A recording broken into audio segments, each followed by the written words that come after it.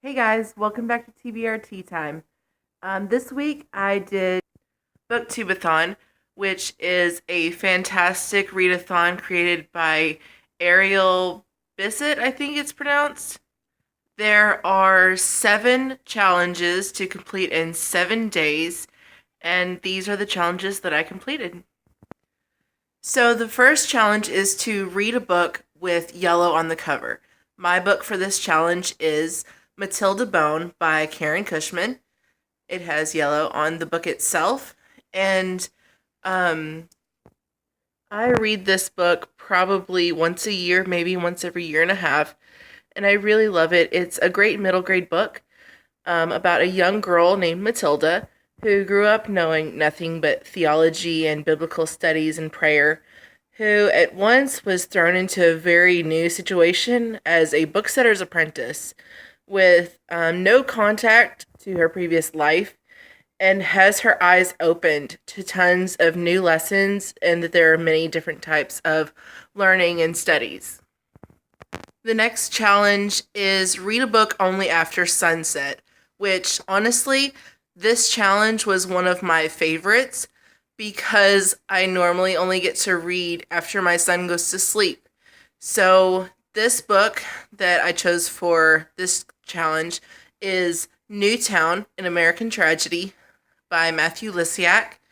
And this book is an interesting and truly heartbreaking book about the Newtown, Connecticut massacre of 2012.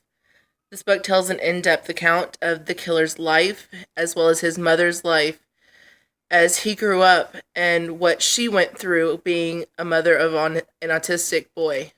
Um, it tells it tells the story of how exactly a troubled but seemingly harmless autistic child turned into a cold-blooded killer and the aftermath of the families of the victims. The next challenge is to read a book you discovered because of BookTube, since this was BookTube-A-Thon.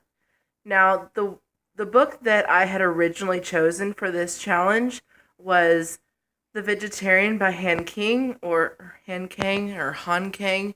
I don't know how to pronounce the name. But I chose this book before I recorded my TBR video, which you can find in the description below. Now, I'm not going to keep this book. During the first part of this book, it deals with objectification of this man's wife.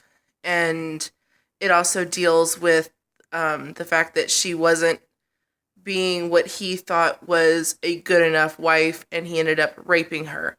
I don't condone rape or objectification of women, so I will not be keeping this book, and I will not be finishing it.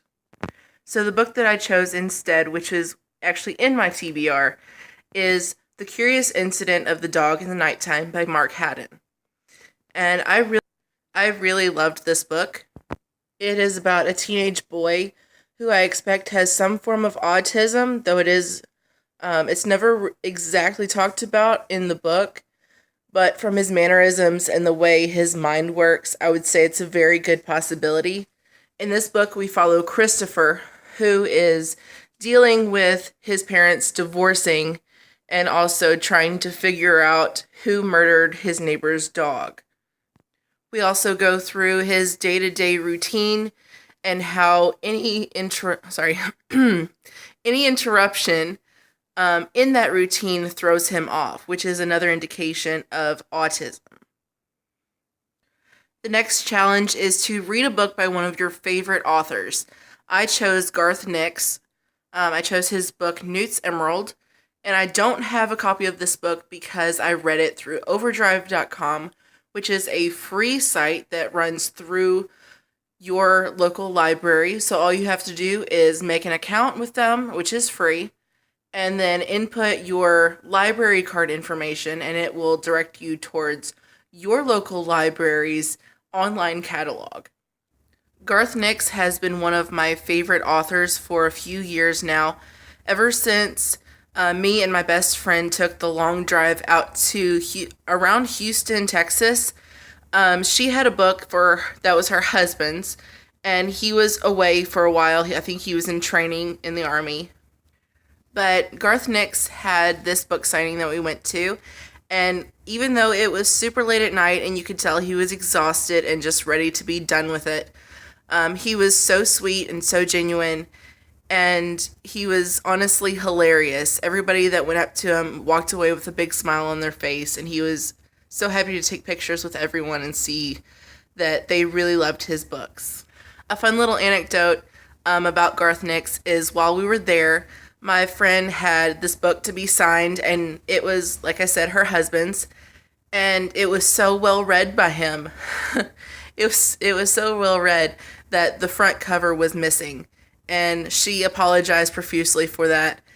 And Garth looked her dead in the eyes with a huge smile on his face, and he said, "Honestly, these are the best books for me to sign because that means somebody loved my story so much that they read it so many times that it's falling apart." So he signed it and gave her a big smile and tons of pictures, and we were on our way.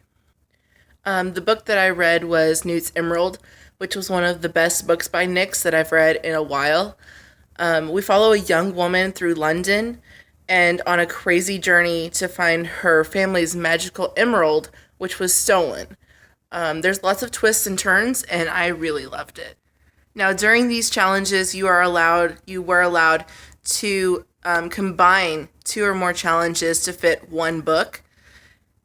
So the book that I'll tell you the challenges first. Challenge number 5 was to read a book that is older than you, and challenge number 6 was to read and watch a book-to-movie adaptation. So the book that I chose was Bridge to Terabithia by Catherine Patterson.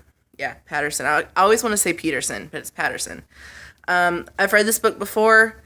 Loved the movie, so I figured it was a good one. It's super short, and I loved it. It's pretty self-explanatory if you've watched the movie, which most people have. It's a quick read, but I do hate one thing about it.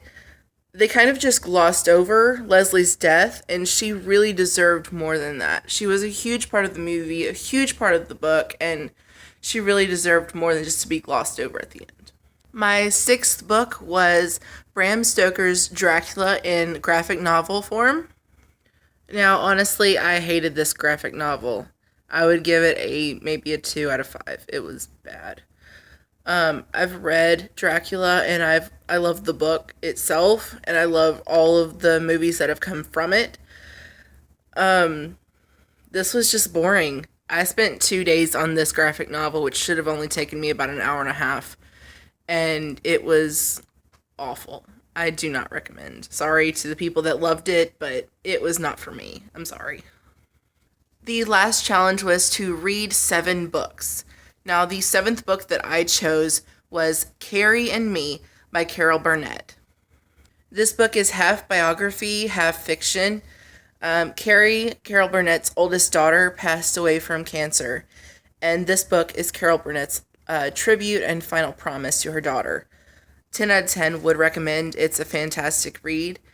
Now, I do have to admit that I didn't finish all 7 books before the deadline, but I finished with only 96 pages left of Carrie and Me to go, so I did finish it before I went to sleep that night, just not before the deadline.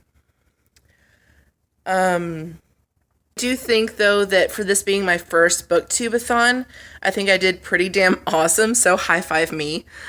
But that's all that I have for you today. I will be doing a most anticipated reads for the summer video here soon. I'm just going to research a few more things about that, but it will be up within the next week. So keep an eye out, subscribe, give it a thumbs up, and share it with your friends. Bye.